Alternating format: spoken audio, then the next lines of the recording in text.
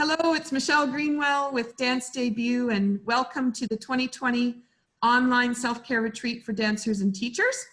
And today, so far, we have Vikram and I, so we're going to be leading you through the next piece that's going to happen. And Vikram, I thank you so much for participating all week long and all of the insights you provided. I know after we turned the camera off yesterday, we talked a little bit further about chakras and energy, and it's always delightful to speak in terms of those things in relation to dance as well. So it was fun to talk about that. So today I wanted to share a little bit about therapeutic touch as a modality or discipline, and the innate healing potential. And Natasha said those words yesterday, and so I wanted to expand on them a little bit more. And my goal today, I thought we could do engaging our innate healing potential with the passion and love for the movement arts. So every time we dance with passion or with love, we will engage our innate healing potential. That is what the goal means. Okay, so if that's all right for you, Vikram. Yes. I thought maybe we could do the Meridian Sweep, and then that would give us a little bit of memory as to what it is. Oh, here comes Anne-Marie. Just let her in. Okay. And then I'll say the phrase again so she knows what it is. So while she's coming on, I'm going to move my camera around so we have enough room for you to see me. Hello, Anna-Marie. Hello, Michelle. I'm sorry I'm late. Too much to do today. That's all right. Just moving my camera around so we could do our balance. And I'll read you the phrase that we're going to use for this session. So, engaging our innate healing potential with the passion and love for the movement arts.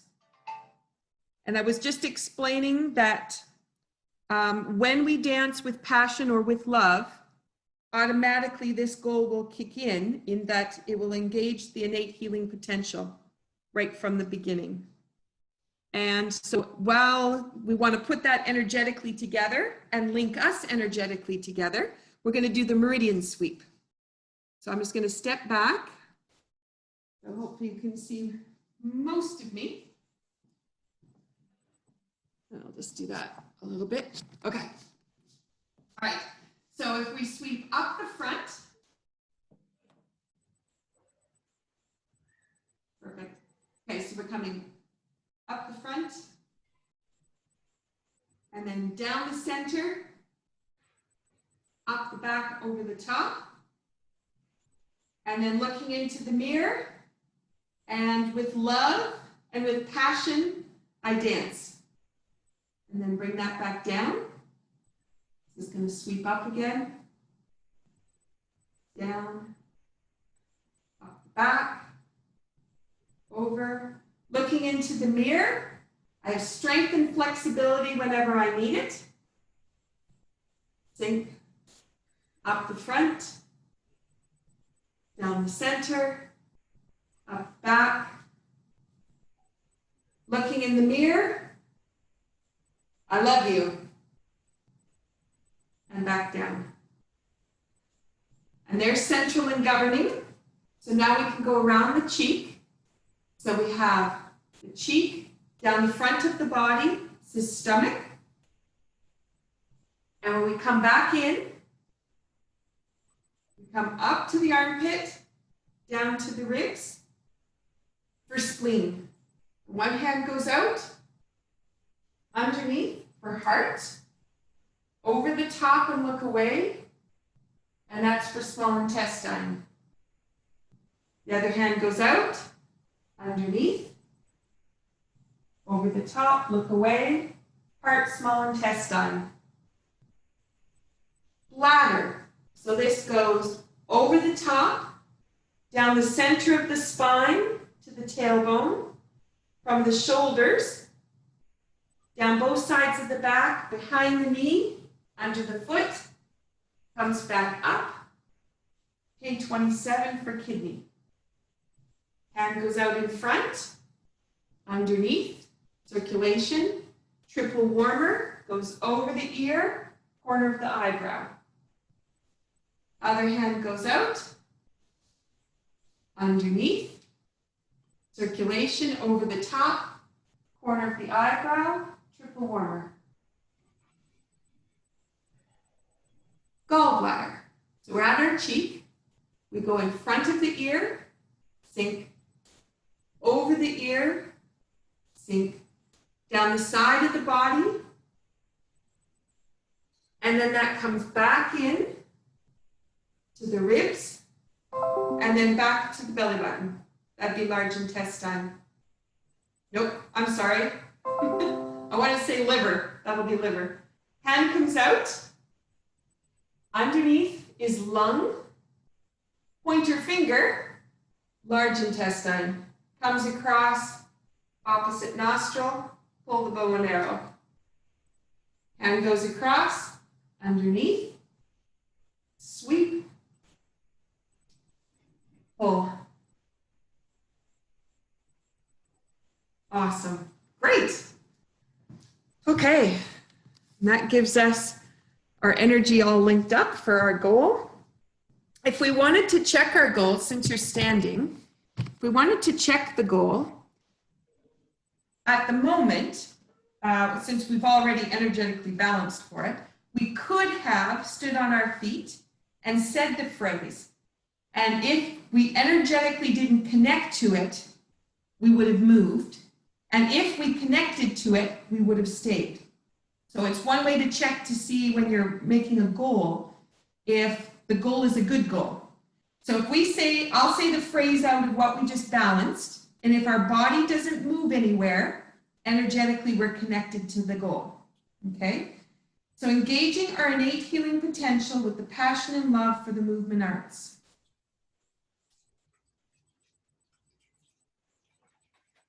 Is your body wiggling around there, Anna Marie, or is it okay?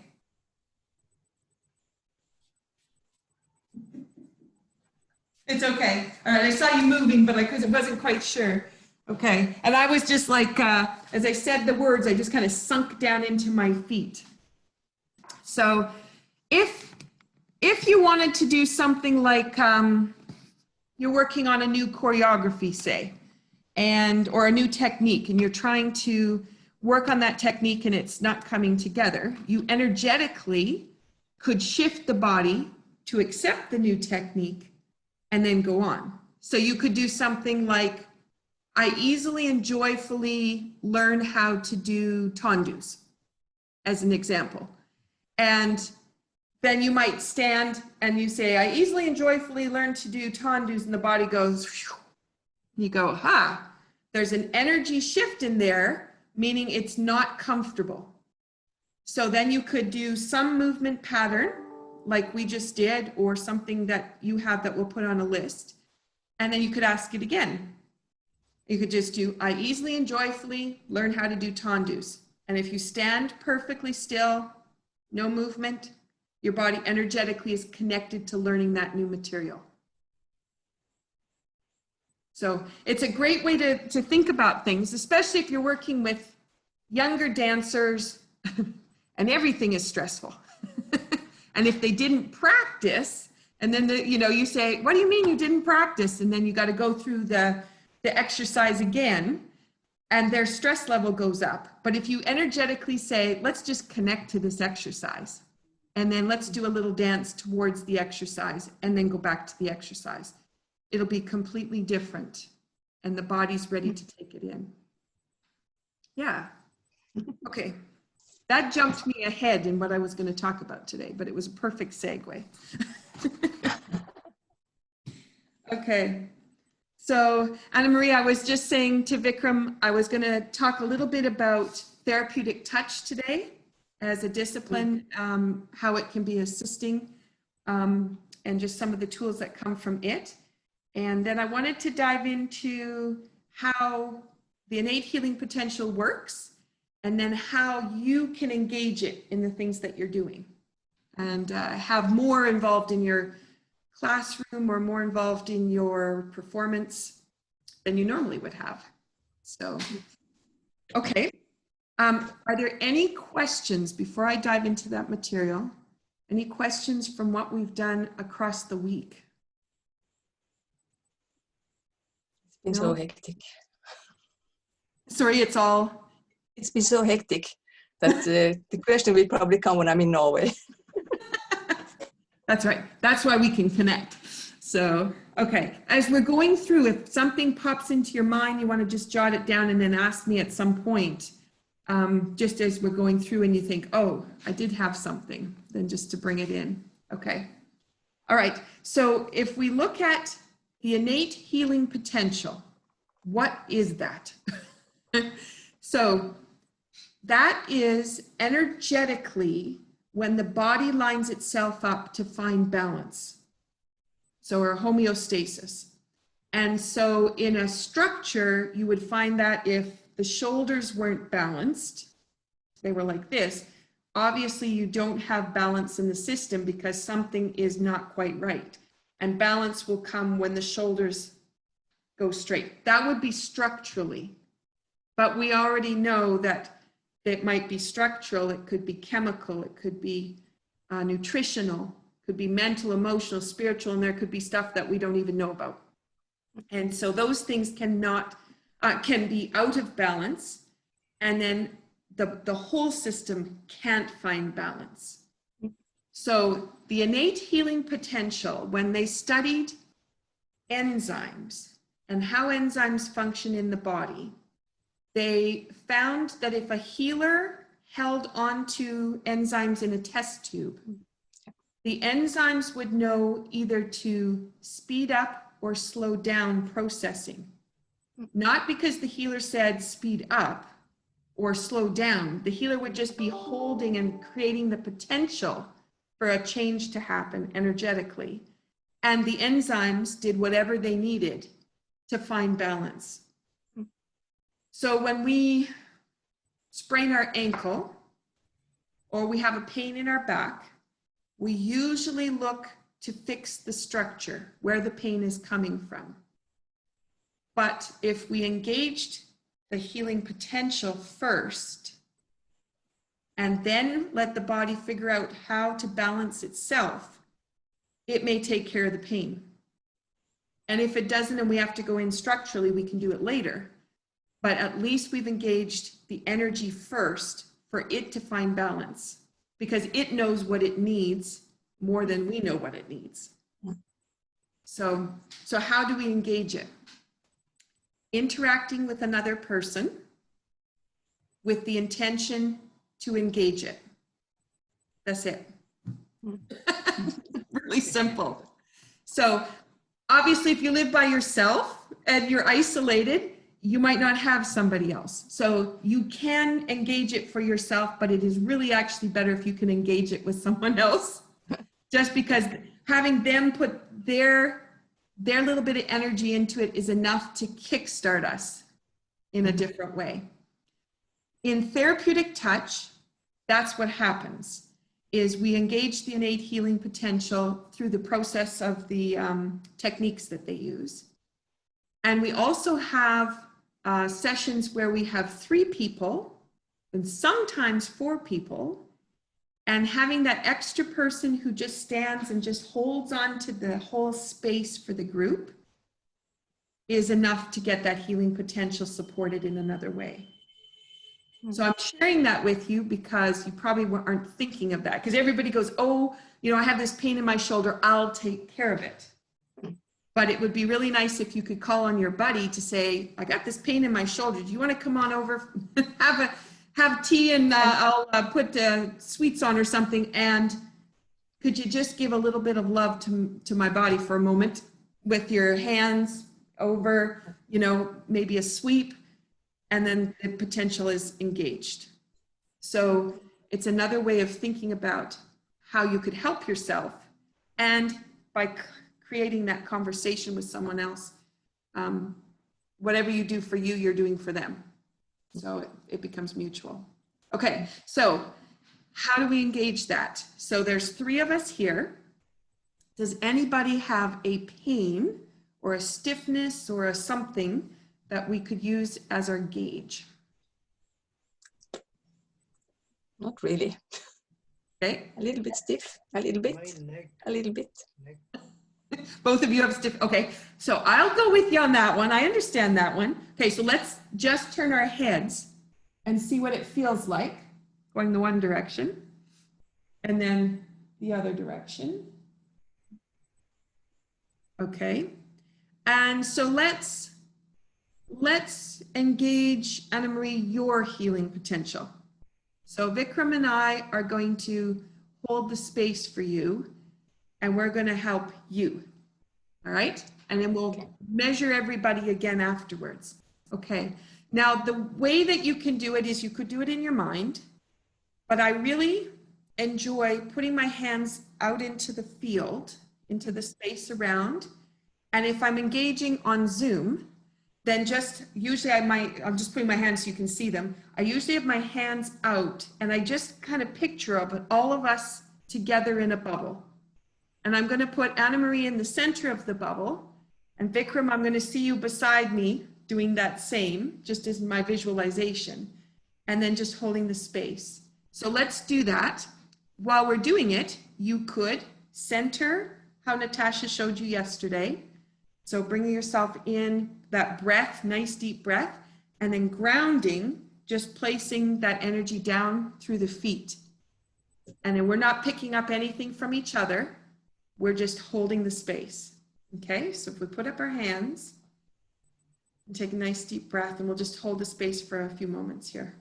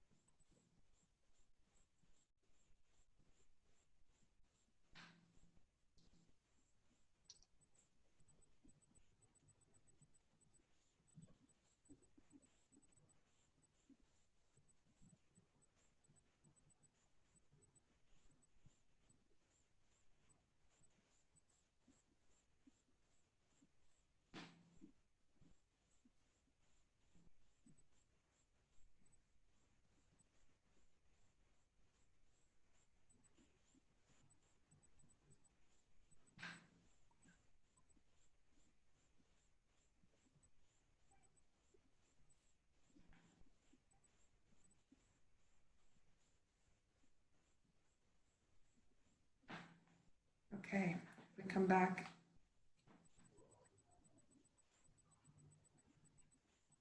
So for those people that get to observe the three of us, my body started to move back when the energy started getting too big. Not too big is not quite the right wording, but I just felt like, okay, I think Yeah. good. I was going back to. Okay, you could feel that. Vikram, did you feel it? Yeah, I feel it. It's something going like, it's very strong energy is going like this. Perfect. Very Great. heavy. It's going. It's cool, isn't it? Yeah. Okay. Okay, so Anna Marie, if you turn your head, see what you notice. It's much better. Much There's still better? a little bit left, but it's Okay. much less. And so if we turn ours, oh my goodness. So I have still, I think it's a vertebra that's actually out. So I still have the one spot, but my rotation, I can turn so much further. Yeah. How about you, Vikram? It's relaxed, like better. Okay, so our focus was on you, Anna Marie. Yeah. To Everybody engage, got it. and everybody got it. Yeah.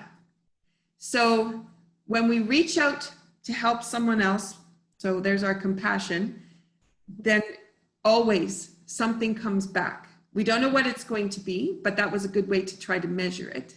And it could be in other ways that we are not aware of. So we don't have to all be focused on each other. We can focus on one person and still be engaging in that. Yeah.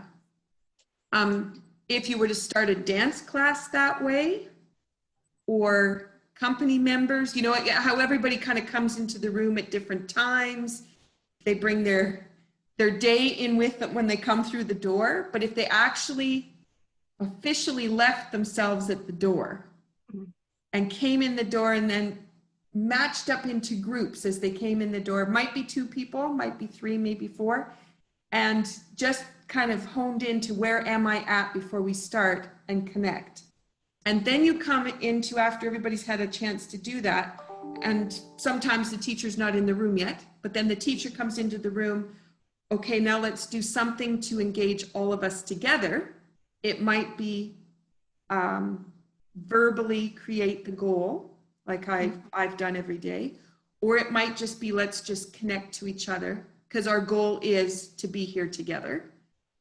Unless you're trying to finish a choreography or you're working on a difficult movement piece that you really want to hone in, you might want to cultivate some languaging around that or a visual around that. And then everybody connects together, switches, ESRs, Meridian Sweep, favorite dance step, something that just intentionally brings it in. Yeah. And it's that simple.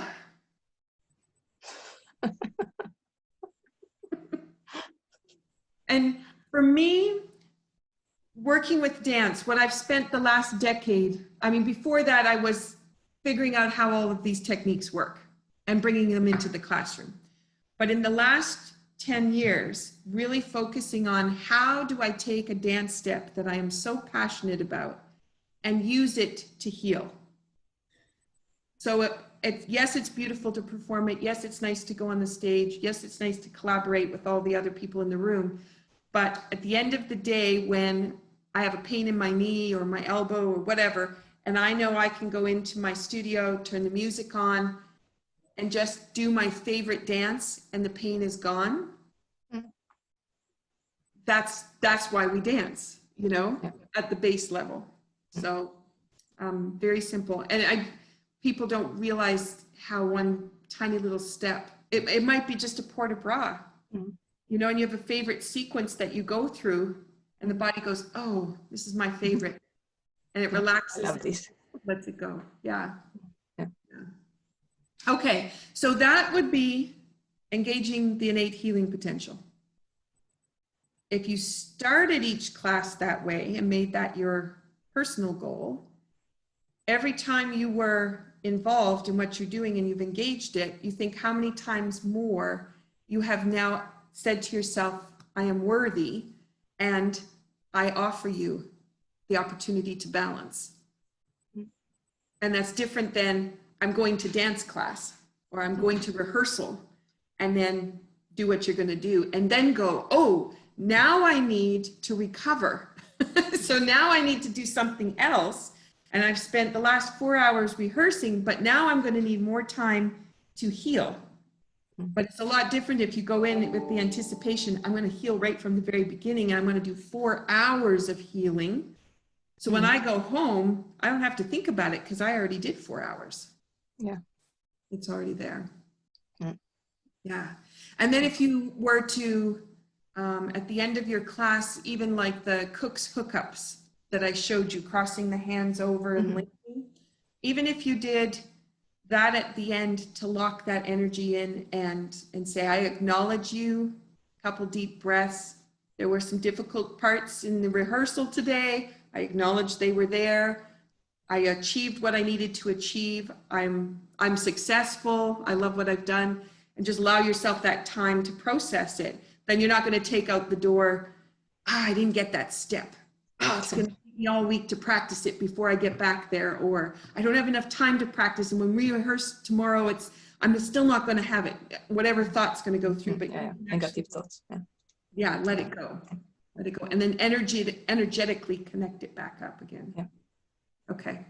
So now if you didn't have friends that you could call in to engage the innate healing potential, you could take your hands and turn them towards yourself. And that just means your hands are going to be in your biofield. And in Tai Chi or Qigong, we do a standing meditation, which looks like standing in Brava, with the hands turned in, and we just are in those positions, and there's a couple different heights that we work at based on where in the chakras we want to work. But if you turn your hands into your field, so your energy that surrounds you, you just need to be on the edge of it.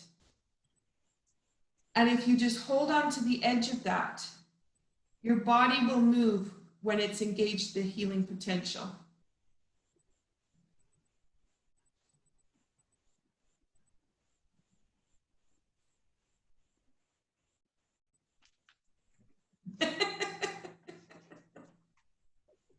And that's it. Right. So that would be another way to do it. You don't have anybody else around, then you can just call in whatever you need and just put it into the field. Yeah. Yeah, beautiful. Okay. So most people don't talk about the innate healing potential. It's like hidden inside a textbook. However, it's pretty powerful. So for those people that are interested in, they want to know a little bit more, there's Vibrational Medicine by Richard Gerber. And it's chapter 8 that describes the innate healing potential, but also the experiments with the test tubes and the enzymes. So if that's of interest to you, that's where it is. Also within that chapter is where they start to describe how the therapeutic touch techniques are a part of that, and how the link up and how therapeutic touch evolved out of the ideas that came from those experiments. So yeah, anyway, so that's a thick read. It's a good read, but it's a thick read if that's of interest to you. That's fine. And the other one that I really enjoyed is called The Spark in the Machine. And this is Dr. Daniel, and I don't know if I get this right, Cohn, maybe, from Manchester University. And what he does is he takes the science of acupuncture and then links it up to Western medicine. Yeah. So he provides us with the link of how those two work together, which is a fantastic read. So it's already on my buy books list. Yeah, mine has, I code them with how I at the bottom of the pages. So you can see, I have quite a few under his book. Yeah. And my Richard Gerber book has had the stickies come and go from it repeatedly as I've been writing articles. So it's a well-used book. Yeah. I borrowed the first one from the Therapeutic Touch library that our local group has. And there were so many stickies on it, I just had to order them another copy. Yeah, exactly. Yeah. I only have one book like that. It's Maybelline Touch, the Thinking Body. Yes. It's like every page has a sticker. Oh my goodness. Okay, so that leads us then into a little bit of therapeutic touch, because now we've talked about the biofield and the energy on the outside of the body. We've engaged it. We've engaged it ourselves and together. And so now I wanted to pull some of the techniques that are simple ones from therapeutic touch. So the discipline of therapeutic touch came out of the nurses. It was created by a nurse and actually a clairvoyant, someone who could see energy. So it's Dora Kuntz and Dolores Krieger. And so the one coming from the science background and the one being able to see energy, as they were working on the techniques that they were going to use, then the one could say, I see how you're moving the energy. I can see the blocks or things that are in the field, and I can see them change while you do those activities. And but it came through from the nurses, and it has been studied a lot through the nurses, but also has come to the lay people. And so if you learn it as a lay person, it gets lost that it even has a medical background, even to the medical community sometimes. So, but very valuable, the tools that come from it. So what I wanted to share with you are a couple of things that we had put into a calendar last year that you could do if you were injured while dancing. something that would be quick, like a first aid kind of thing you could do. So this one would be if you have an injury. So if you hurt your knee on a jump or something like that, you crumble to the floor. Now, the first thing I would do for my Touch for Health training would be to get fingertips onto the forehead to calm the system. So if somebody did hurt themselves in the dance room, then you could have them, if they're lying down, someone else could be putting their fingertips on their forehead for them. And that would allow them to calm down from the experience. And that would keep emotions from pocketing within the tissue. And then we did innate matrix memory using the injury recall technique. And that would also be, now sometimes when they're in pain, that's not a thing you want to talk about right away because they're in pain. So this is much easier. But if they're at a place where they could actually do something, they could be doing those head nod pieces. I have done them myself and just connected my hand to the person so that it would be relieving. So we had one dancer one day, she was just standing. We weren't doing anything. She was standing and all of a sudden it was like somebody came along and just kicked her feet out from underneath her and she was flat on the floor and we weren't doing anything. And that's exactly, we had one person there, one person holding and nodding, doing all the head nods. And then the other person started doing the TT. And within a few minutes, it was all done. She had landed on her elbow when she went down. So I was a little bit worried she might have broken it the way she hit. So in that case, if you said it was the knee, say, then you can take your hands the same way as you did with the bubble and putting your hand one on top above the knee. So if the knee was here, just putting your hand above. And if you can put your other hand below it, just place it below. And then if you just imagine a bubble, fill it with rainbow colors. So you have all the colors of the spectrum. You already know how color affected you from earlier in the week. And the body will be able to take the color it needs out of the rainbow. So sometimes people will offer blue, and because for them that's a healing color, but the person receiving might have a different color, or that particular part of the body might want a different color. So if you just offer the rainbow, it's easier. Okay, so do you have somewhere on your body that is maybe stiff, that you might be able to, maybe ankles, maybe bones in the feet? Anything there? We can find one little bone, but it's not really, it's been painful, but it's not painful right now, but we can use that one. It's, okay. Vikram, do you have it's the navicular. It's, no, which one is the inside of the astragal? Oh, in front of the astragal on the inside. I have center the back? Okay, perfect. And you're doing in front of the astragal. Okay, you're just outside the camera. Okay. Oh God, it's so difficult to find the camera. There it is. Okay. Here somewhere. Oh yeah, that little spot. Mm-hmm. Yeah. Yep. I know that spot. Luxury problem. Okay, and yours is between the shoulder blades, Vikram? Yeah, here. Right in there. Okay. All right. So now we're working on ourselves, which of course for Vikram, getting into the back space there is a little bit, so you're gonna have to do it in your mind because you're not gonna be able to place your hands there. So if you just make a bubble and surround whatever you've identified, I'll use my big toe. The big toe joint can often be stiff. So you're just gonna take your hands and place them around that space, and you decide how close you need to go. Your hands probably will shift into the field where they need to go. And then Vikram, if you're imagining your back, so you can just imagine you're standing here and then put your hands where they need to go. And then just imagine. And then you're offering that rainbow.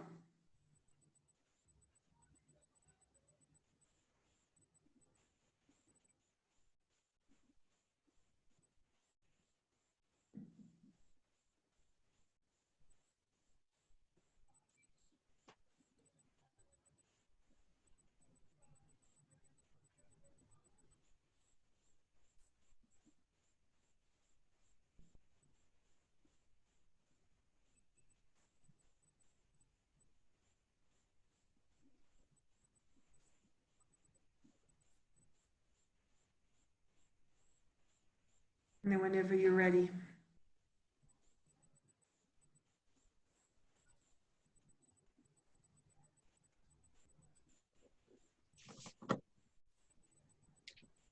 It went from green to yellow.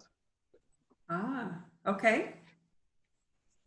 Any explanation? Whatever it needed. You know, we could provide one, but you know, Yeah. body knows what it knows. Yeah, I just had to get up and feel. Some people will then describe it as through the elements, the colors of the elements. Some people might describe it through the colors of the chakras. Yeah. The color of the auric field. Exactly, yeah. How does it feel? Yeah, it's Good. the plie goes easier down on that leg. It Okay. used to be always a little bit in disbalance, but now it's the same. One more try. Yeah, yeah, the same. Isn't that so cool? Okay, Vikram, how about your back? How does it feel? Now I am feeling in opposite side, this side. This is okay now, but I'm feeling in opposite side. Perfect. That is perfect.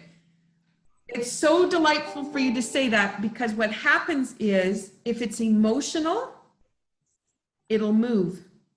I didn't hear him. Can you repeat for me? I didn't hear what he said. It had moved from where it was in the center of the back over to one side. Okay. And what that means is it's not structural, it's emotional. Ah, And emotions, when you move one pocket of emotion out, another spot has the chance to be heard. So you move one, and then the next piece comes. Yeah. Which I know sounds crazy when I go delightful, because it means that it's not structural, where you might have been thinking, oh, there's something wrong there. Like me saying, I think there's actually a vertebra out, you know, because I've done lots of work with it and it's still there. So I think that's structural. And I could check and see if it is in fact, but for right now, as an example. But if that pain disappeared and then all of a sudden, like you said, Vikram, it shows up over here, I just have some emotion pocketed in there. That's it. Yeah. And then you could do the same exercise into the next space. Okay. And just create the space for it. Yeah. And continue. But it's always wonderful when it's emotion, because you don't, in this capacity, it's just energy. So you don't have to analyze it necessarily. And, you know, that was when I did this, and then that happened, and then this happened. And, you know, you bring in a whole bunch of other baggage. It's just energetically, what do you need to let go? Yeah. That's it. Can I do? Yeah, go for it. Yeah. Yeah. Help. We'll hold the space for you and send it your direction.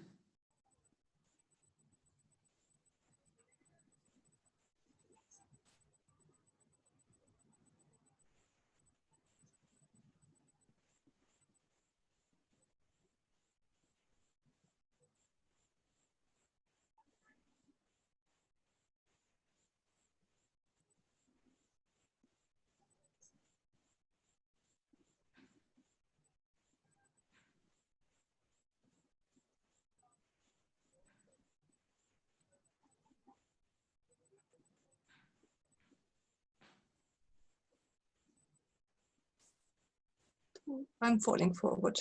Yeah, I'm going back. Bikram's hands, you can see energetically, everything is shifting for him. Yeah.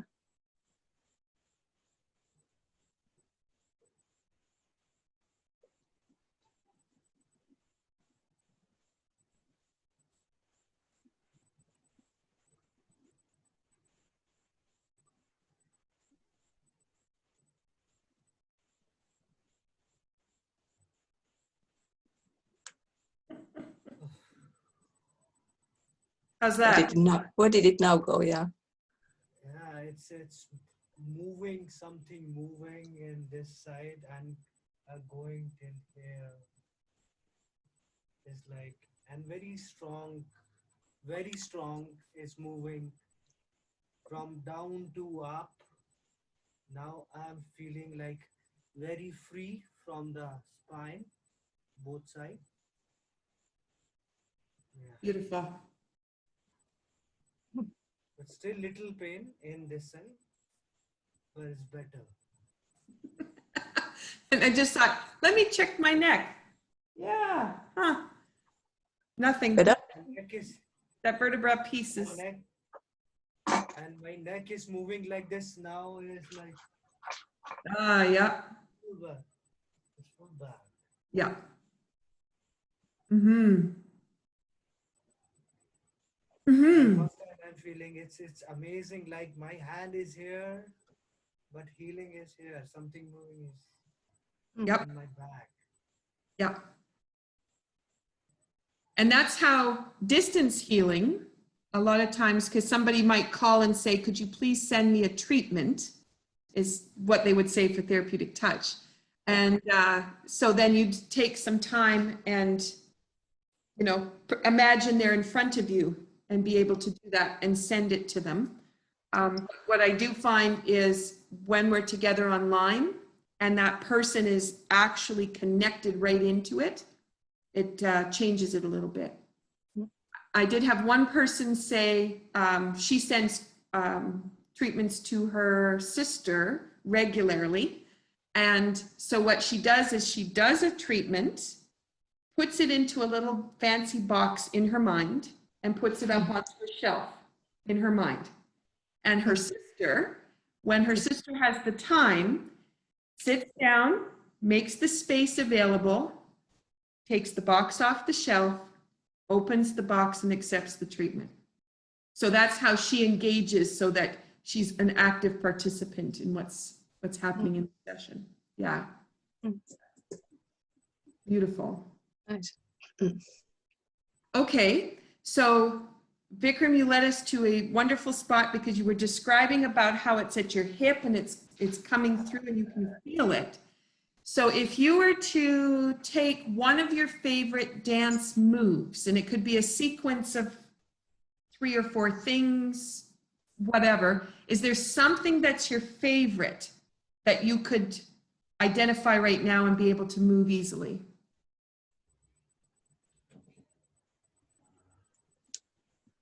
And Anna Marie, if you have something that's your favorite. Oh my God. And I'll take, mine is a tap dance step. So I'm going to do a paddle and roll with my feet, which you won't necessarily see, but just do whatever your kind of favorite step is. And then bring it in.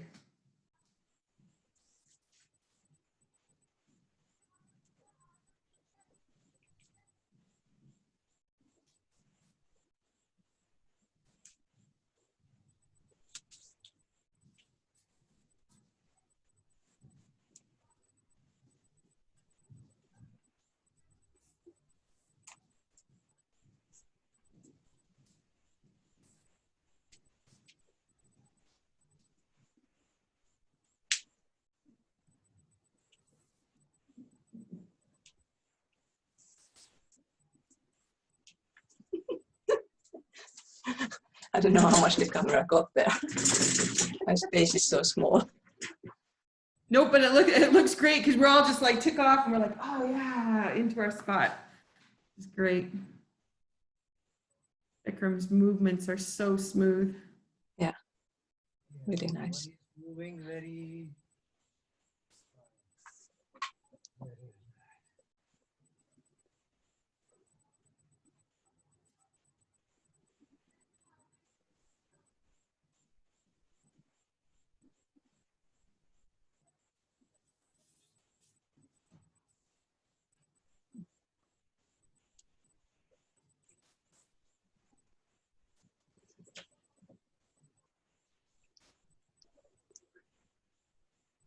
Yes.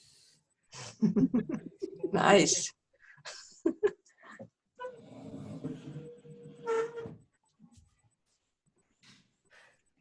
How does your back feel now? Better, very, very relaxed, very fine. It's moving like a liquid. Beautiful. You looked like that. It was gorgeous. Absolutely gorgeous to watch. Yeah. And that's it. Find your step and then engage your step. Yeah. So I was just, I did paddle and roll. So I was doing heel brush toe drop with my foot. And so now if I take my head, there's like one tiny little piece way at the end, but I can, you know, I can turn my head all the way around. That's it. Yeah. Now it takes the whole spine with it now. It doesn't just go neck. Yeah, exactly. The whole spine engages immediately. Exactly. The whole connection is there. Beautiful. Yeah. So if we start thinking and playing with the idea that the movements that we know and the dance that we love can be our healing component, rather than we wait until an injury appears and then we engage something for healing. Just knowing that we go into it with the healing idea, we can transform how the body has to react to it. If it's going to react from that survival mechanism, or it's going to react from its passion and its love. And as we talked about the scale of consciousness, David Hawkins' work, and if you start dancing from that top place, then everything transforms within the body. And our favorite step obviously feels good. That's why we do it. And if a piece of music comes on and you're in the kitchen, you break out into that particular piece of movement. That's the one the body goes, this is where I feel at home. And then to be able to know, if I need to shift energetically, all I have to do is pull that step out and it's ready. Yeah. Okay, so that gave us putting our hands around an injured piece, creating a rainbow bubble, and just holding the space for it. So if you had a dancer that injured themselves in the room, you can have one person with that hand like that. And then I had said fingertips. Someone else could be doing it on themselves, touching the person that was injured. They just have to be connected. And then everything can be let go. And we can have a much different result coming out of that injury. Because a lot of times too, the kids, right? They go home and then they say, I twisted my ankle. And then they hold on to the twisted ankle for like weeks, right? And then bandage comes on. Was it really hurt that much? Maybe, maybe not. Maybe it's good to be injured for a little while. You know, there's other things at play. But if all of a sudden they're given all that attention at that moment, that might be all the attention that they require, instead of holding on to that twisted ankle for 6 weeks because they got special attention in another way. Yeah, exactly. Yeah.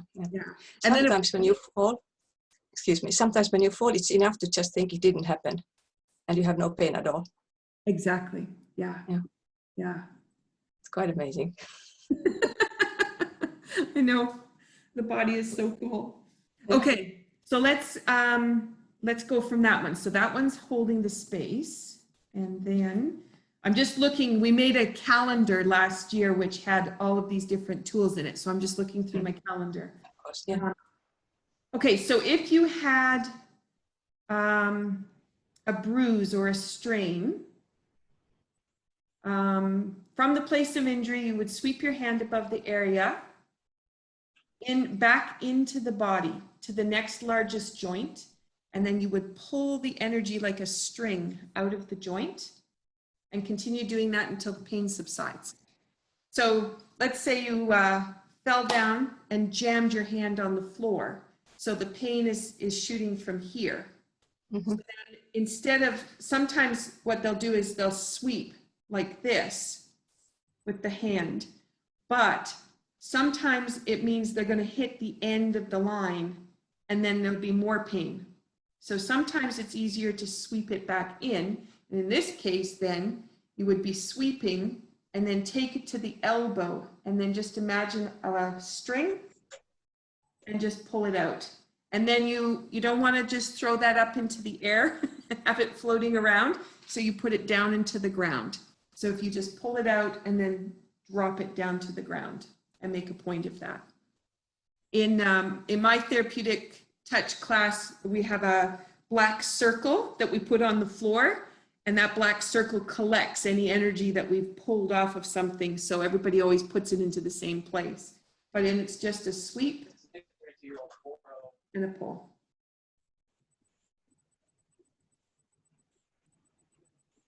And I had one friend who jammed her fingers in the, I think it was the car door, which happens to little people a lot in the parking lots of dance studios. So people are paying attention when they get out of the car. Anyway, but squeezed 3 out of the 4 fingers. If you swept your hand this way, it can lead to a lot of pain as it runs out of physical. So sweep it back in. She immediately started to do this for herself. And within 5 minutes, you couldn't see the dent where the car had closed and had dented everything. It was all gone and no bruising. So very simple. And then it's just gentle sweeps. Yeah. Okay. So that you could use on a bruise or a strain. And there was one more, headaches. And this can happen in the middle of rehearsals. And it's just the tension starts to build up. So you could imagine a waterfall and just that cool waterfall just coming down and just flowing all the way down the body into the ground, which does give you grounding, but also just that coolness can be enough to take out the heat of the headache. And if it's one of those beautiful tension headaches that sits here above the eyebrows and sometimes back into the temple, and that is a tension headache, so then you would be able to just take that waterfall and just pull it through and allow it to fall down at your feet. And that can be very helpful. Okay. And they had one more, which is a feather. Let me grab that one here. Yeah. Okay. For people who have chronic pain can have lots of layers on it. And for me, when I first started into this work, I had so much pain in my feet, I couldn't walk on them.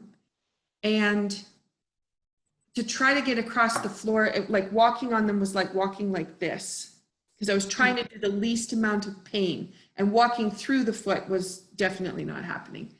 And so those layers had built up, you know, yes, there was a pain in the big toe, then there was a pain in the arch, then there was cramping of the muscles. I ignored all of that and just kept working until there were so many spots in there that there was no function left. And so with the chronic pain like that, if you take, just imagine a feather and just imagine sweeping the feather over the area. And each time you take a sweep, it's a layer.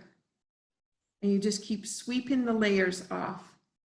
So too, if you have somebody who has a chronic shoulder pain, and just to be able to stand behind them, just take that feather. You could use your hand and imagine it's the feather and bring it through. For those people that work with animal energy, you could have an eagle feather, might be a robin feather. You know, you could pull whatever strength you needed from the animal and then just use that to do the sweep.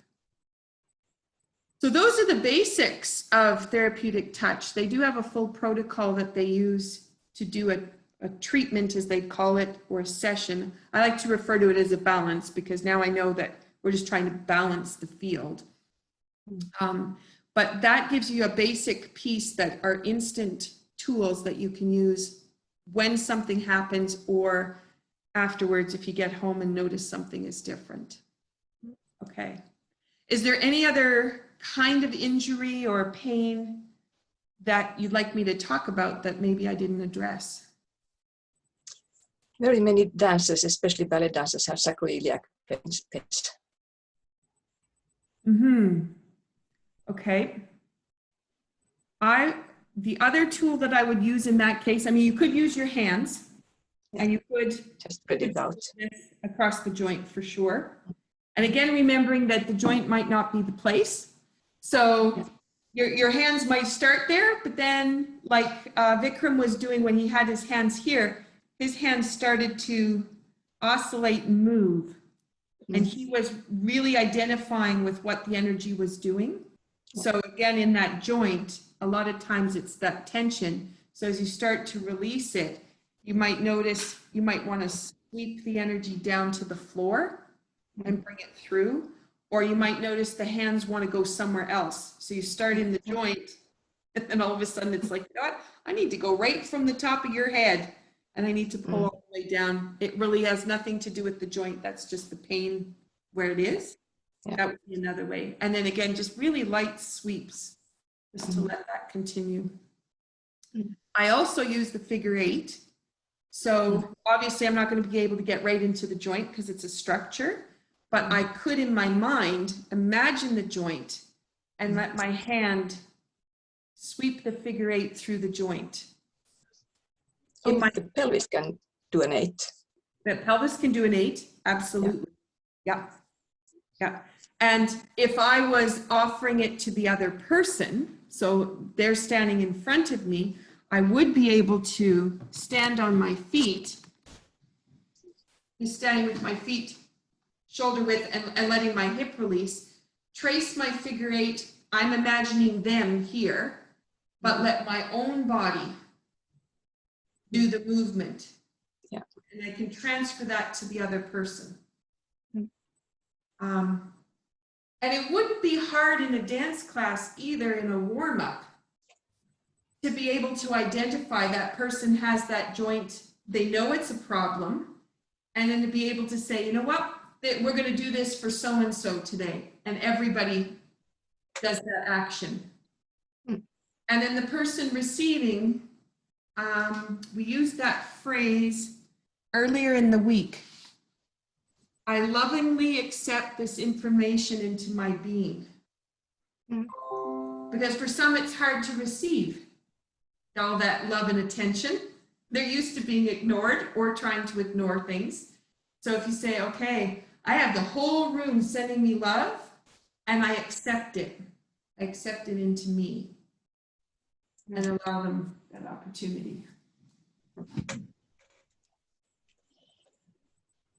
Yeah, that's a good example. Okay.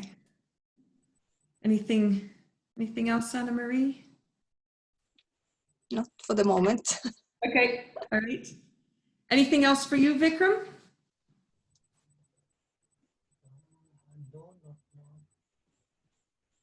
Okay, you're all right? Yes. Okay, all right. So let's move to how could you set up your own checklist of healing things that you have. We have lots of things that got shared across the week.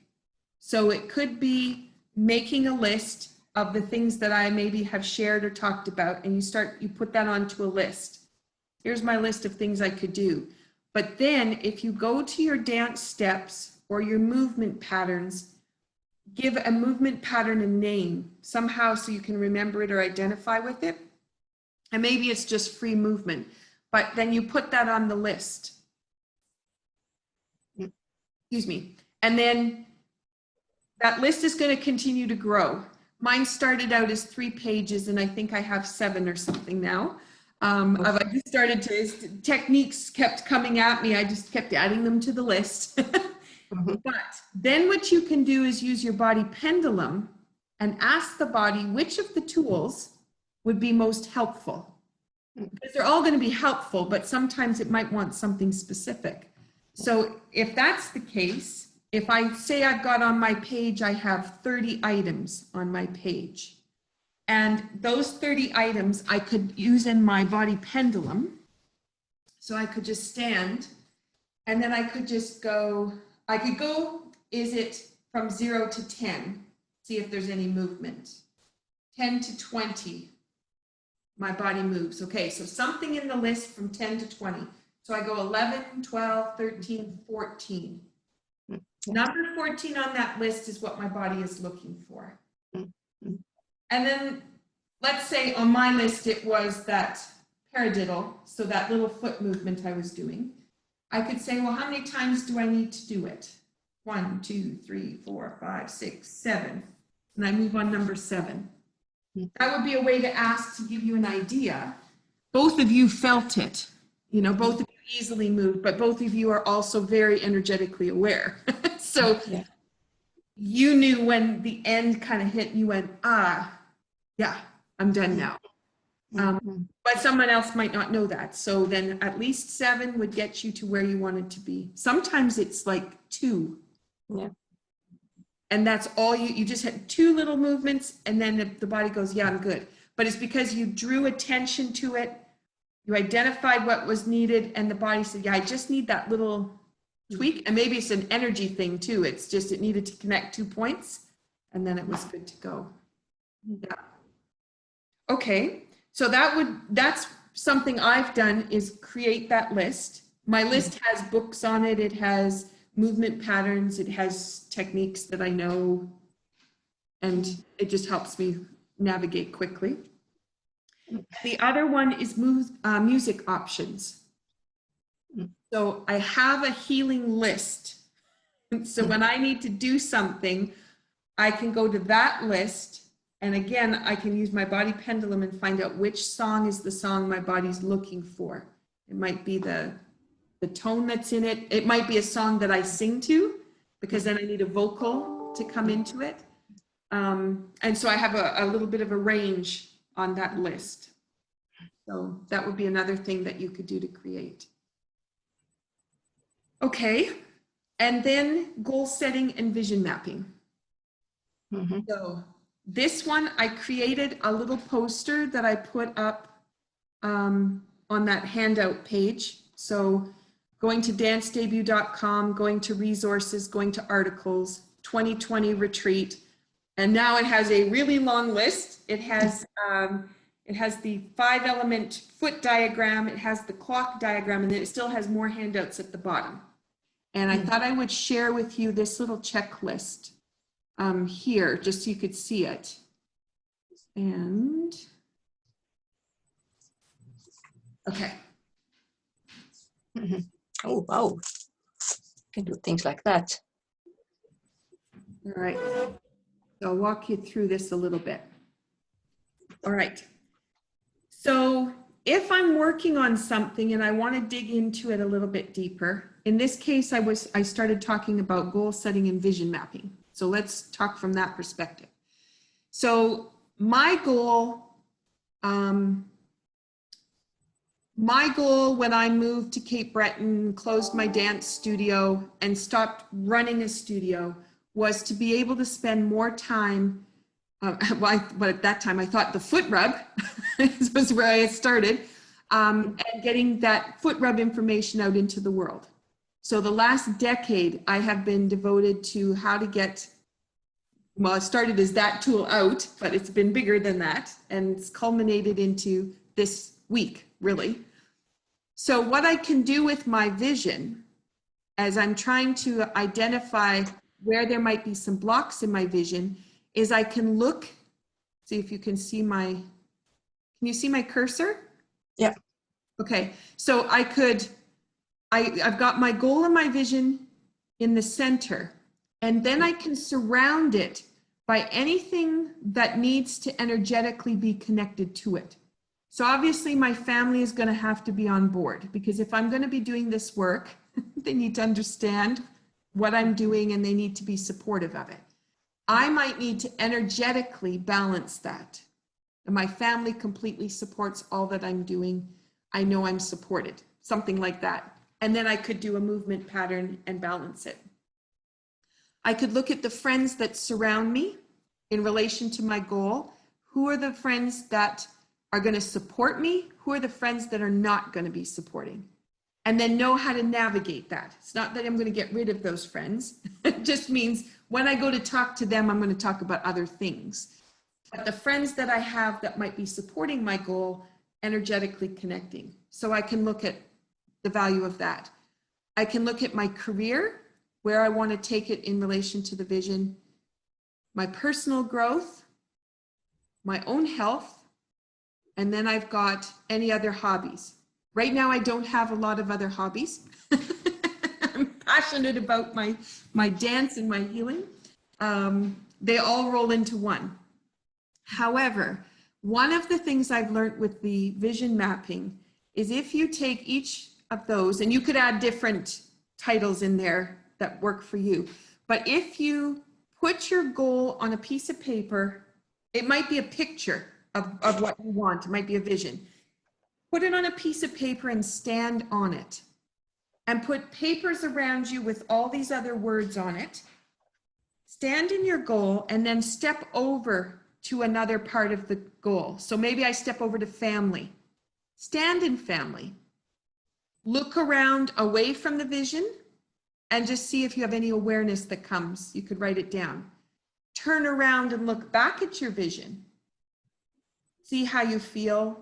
Any other thoughts that come to mind, write it down. From family, you could go back to your vision and then go across to somewhere else, or you could go right from family and step into another square. Everybody does something different, so I'm just offering the ideas. If you walk through all the pieces that are going to support your vision and you see all of those pieces clearly, it's the vision is done. And then the flow to get to your goal, everything that you need continues to find you and fall into place. Okay, is that okay for both of you? Have you ever used anything like this? Not that consciously. Okay. But I knew I had a goal. I maybe didn't have the vision very clear, but I knew there was a goal and I was following it. Zigzagging sometimes, but I'm picturing your book, Anna Marie. In the middle. How is it going to be finished writing and out and produced and it's published, right? Yeah. Yeah. That was one part of it. So there's been several. So if you find places where, like, maybe I step over into health and health doesn't, like, you're standing in it and it's like, it doesn't feel comfortable. I'm not breathing deeply. All of a sudden I've got a pain in my shoulder. And it's telling you it's not connected to your goal and it's holding you back. So to be able to actually spend some time with those ideas means that you're going to be able to expand what your body is doing, but also completely create the flow that maybe you couldn't figure out, why am I not getting to this goal? All these things kept getting in the way. And you think it's other people, you think it's your inability to schedule things or get things done, and you might berate yourself for that. And in the end, it's the pain in your shoulder. And it was just trying to tell you, I need some attention over here, and then I'll be ready to be a part of your goal. Yeah. Okay. So if that little piece is okay for you, you can use your body pendulum and you can navigate energetically. If you stand in a space and you stand solid, energetically, you know you're connected. If you stand in a space like friends and you start to wobble all around, you might decide to pick out different friends and see energetically, are they connected to your goal? And all of a sudden you discover your best friend is not connected to your goal. And then you can energetically shift that so that they are. Yeah. Okay. So let's go across over here to before birth, during birth, after birth. One of the questions that we ask in the bioenergetic wellness work is, if we have a block, where might that block come from? In the dance world, if we have a movement pattern that is blocked, where did it start? Where did the block start? Sometimes it happens in the birthing process. Sometimes it happens playing in the playground when you're a kid. Sometimes it's like something you did last week. So we can actually go in and find out, is there anything that happened in my life cycle. Was it before birth? Was it during birth? Was it after birth? And that helps identify something you might need to look at.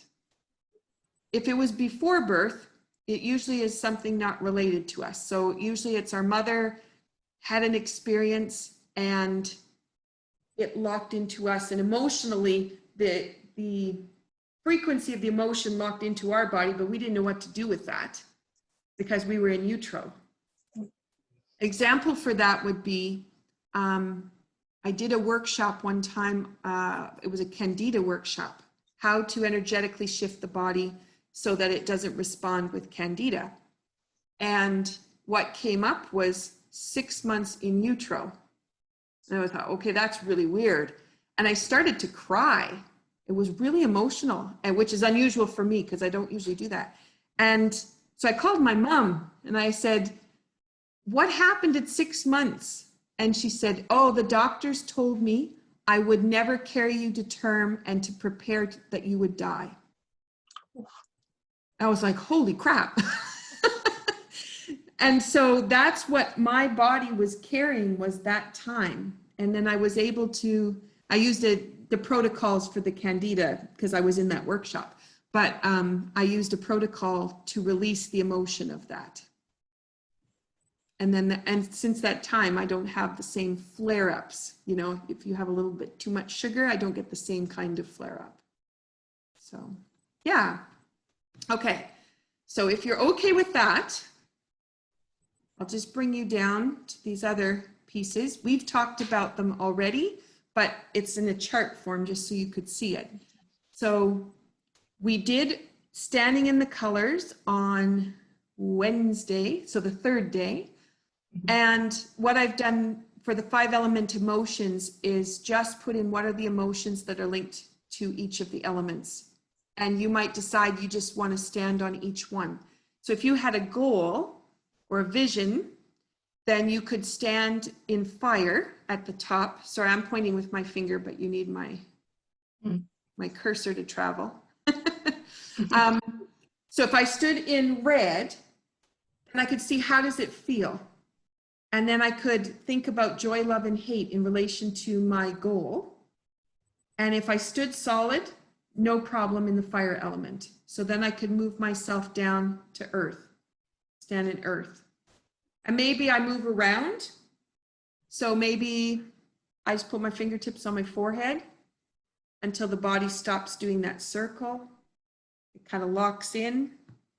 And now it's congruent with the goal. And you can walk all the way through the emotions that way. Okay. And then that brings us to the challenge focus. So this is one I've said out loud several times, but here it is in a chart form.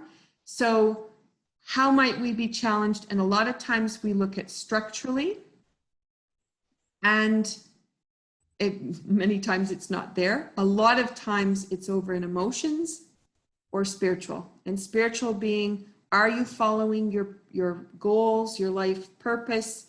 Are you following where you want to be going, or have you been sidetracked?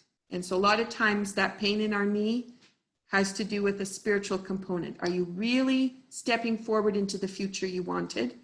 And are you being buoyant about the way you're standing there? And then you could decide how you wanted to balance for that. But this allows you to bring those pieces up. For anybody that might be watching at the moment, they're going, what does chemical mean? Chemical can be things that you work with. So it could be, it could be some of the medicines that you take. It could be the soap you work with, what you wash your clothes in, could be your shampoo, your toothpaste. You could have a reaction to a chemical which causes the knee pain. And you're trying to structurally fix the knee pain. And every time you brush your teeth, it just reinforces the knee pain coming back, which I know sounds absolutely crazy.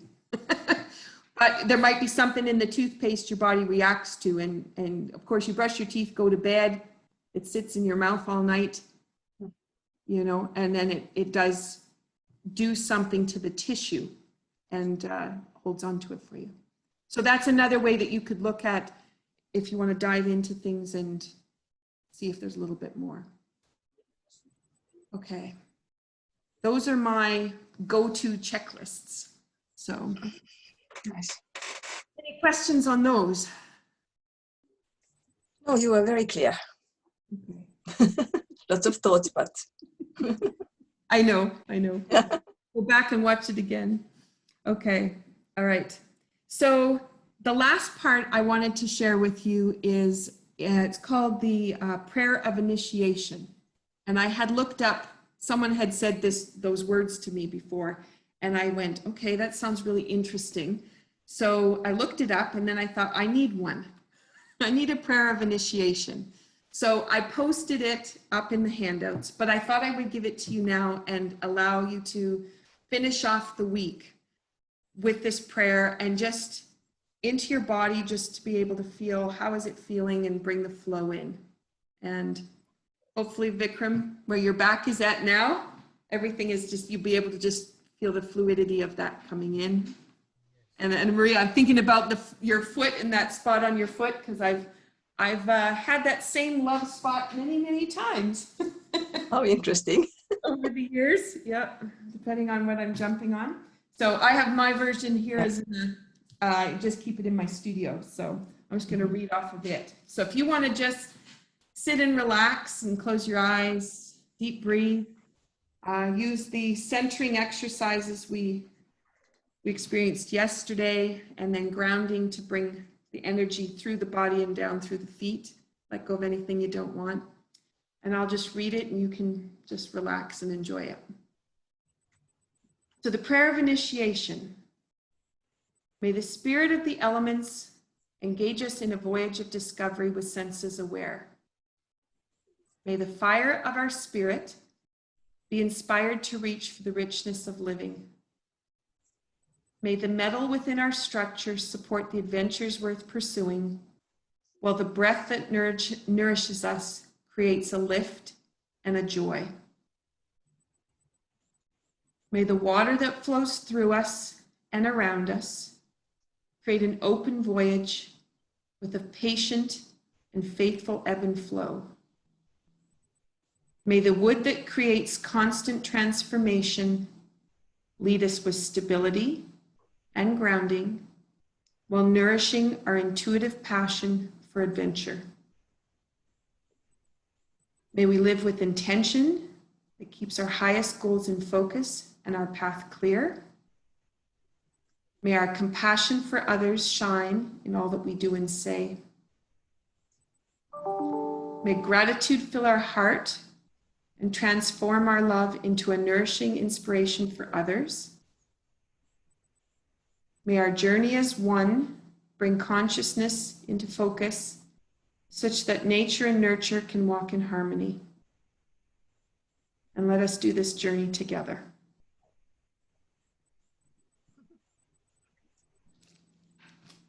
Very nice.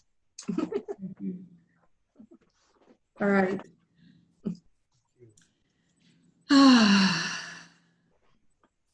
Okay, so we covered a lot of material. I had a couple more books I thought I would share with you in case they're of importance and you may know of them. So I have James Oshman, Energy Medicine, Therapeutics, and Human Performance. So I'm not sure if you're familiar with that one. No.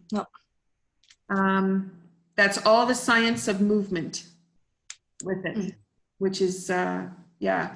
James Oshman's, his background, he's dove into a lot of different aspects of between movement, energy medicine, and he goes back and forth, but he really knows his stuff for the science behind the energy medicine. Yeah.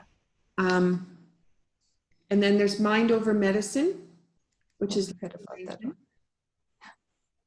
one. You do have that one? No, I don't have it. I know it, but I don't have it. So the scientific proof that you can heal yourself. Yeah.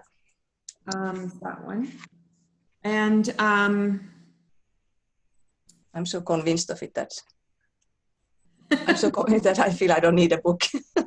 I know. It was really delightful to see how she wove medicine into the conversation. It's like Dr. Keown's as well, how the acupuncture and how meridians work within the body, and just hearing how people explain it, because sometimes it's difficult to find the right words. And if you say the electrical circuitry, some people are like, I don't know what that means. So just to find that language. But anyway, but what I do know from my exploration is when I go back to those little dance steps that I absolutely adore, everything is possible. Yeah. And, if we find the time to show our students and our colleagues how to engage that right from the start when they walk in the door, our experience can just be so much more different and fluid. Yeah, so, positive. Yeah. Okay. Any other words that either one of you has like to share with those viewers out there that might see this? If they look at the one from yesterday as well, I thought about breathing afterwards when we had talked about it. How dancers' breathing usually goes up. That actually, while I was still dancing, I found the diaphragmatic breathing. So you can hold your stomach actually and just breathe with your your ribs. So your ribs do the breathing because your stomach cannot always do it. So actually that was the solution I found while I was still dancing. Sweet. Yeah. Yeah. So then I could keep running and running and running and just to keep breathing with the back of my spine. So the front was still relaxed and nice. And all the breathing was in my upper spine, let's say, and whether rib cage behind. Nice. Interesting. And I thought about what you had said, thinking about my Highland dancing and thinking about that training. And I honestly couldn't say when I was competitively dancing how I was breathing. But at that time I had asthma all the time. So it was not unusual for me to use an inhaler after I finished competing because I didn't have enough breath. But it could very well have been I didn't have any breath going on at all. So yeah. I remember some balancing ballets where you keep going and going and going and going, and the rehearsals are here horrible, and there's Pat Nearage screaming 16 more girls, 16 more girls, 16 more girls. And you have to find a way to breathe, otherwise you just collapse. Yeah. And then you that think is a about good one. Stress, right? The stress of that. And of course, how do you transform that stress into something that's usable, but also is not a permanent damage to you? You know, because you don't know where you're going to pocket that and when it's going to show up later on.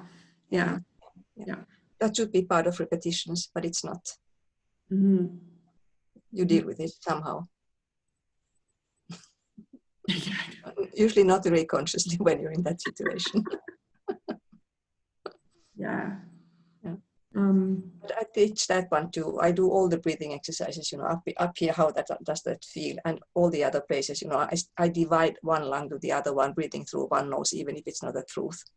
And then that they really become conscious about how they can, you know, just open the rib cage to bring it in as much air as possible. Beautiful. And that's in your regular teaching? Do you offer it in workshops or you do anything online with it? I haven't done anything online yet, so I suppose that will come one day too. Well, you're up in the mountains, you can think about that. I take my new phone with me and try to do some filming. That'll be a wonderful workshop, because I'm sure as people are listening, when you start to reflect on how do I breathe, most of the time we're so focused on technique. It's just not there. Exactly.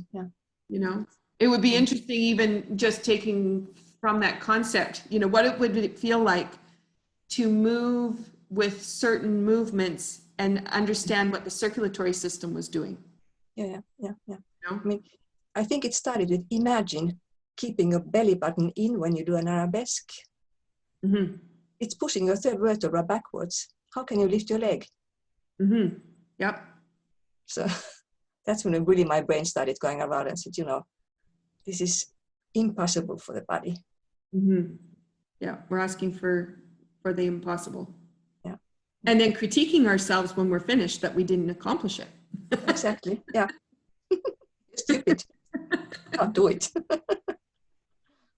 Oh, Do yeah. you, Vikram, have any experiences like that to share with us? Yeah, but for me this week it's very healing. Like every night I sleep, I feel my body, my organ is working, something happening in my body. Mm. And I every morning I wake up 4:30, 5 a.m. for yoga. Wow. So I feel like in morning also my body is like working, like some organs or something, it's in process. And like my breath is now in these days now is very long. Like I take one breath in, I think 45 seconds is this much. It's very long right now. Wow. Yeah, so that because of that, like my movement is become very fluid. Yeah, Mm. because breath helps so much to make this. So I feel like my body is very liquid right now, very light. Very light. That's and nice. and Yeah. and mental state is completely is like I feel nothing happening in inside and mind. Mm. It's free Ah. from. It's all in the body. Yeah. Mm-hmm. Sounds good. And to achieve that stillness in the mind, you know, it does. Sometimes we're so focused on what we have to do, Yeah. we never get to that stillness. You might if you know hit performance and you've rehearsed it enough times. Yeah. But it would be delightful if that was every day. Mm. Yeah. What, you know, here's how it's supposed to look. Okay, tweak a few things and now just be present with it. Yeah. I think that's why I went into improvising, I think. Mm-hmm. Because then you can be completely, if you go out of the moment, you're ruining the whole thing. You have to stay with your body and your emotions and how the fascia moves constantly all the time. And it's really a miracle to feel that, you know, in an hours-long performance. Mm-hmm. Mm-hmm. Yeah. So I'm feeling like that state, like when I do performance. Mostly these days I'm doing a solo performance. Yeah. And it's It's easy. improvised based. Yeah. And like I go into in my trance and I forget everything. I just my body moves like half an hour, 1 hour is like that, 2 hours. So Yeah. that state I'm feeling now, like sitting. It's meditation. Yes, it's meditation. Yeah. So dance also is a meditation if you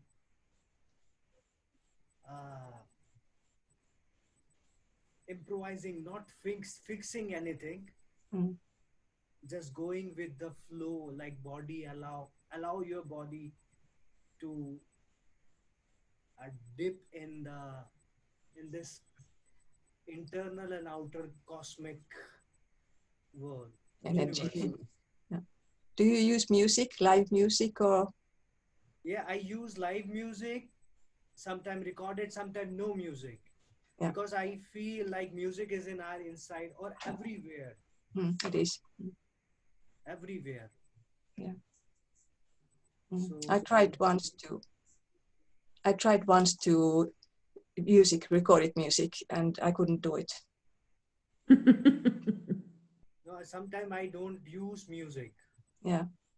Without music, like my body start To play the music. like I feel like my body start waving to audience to feel music and surrounding them.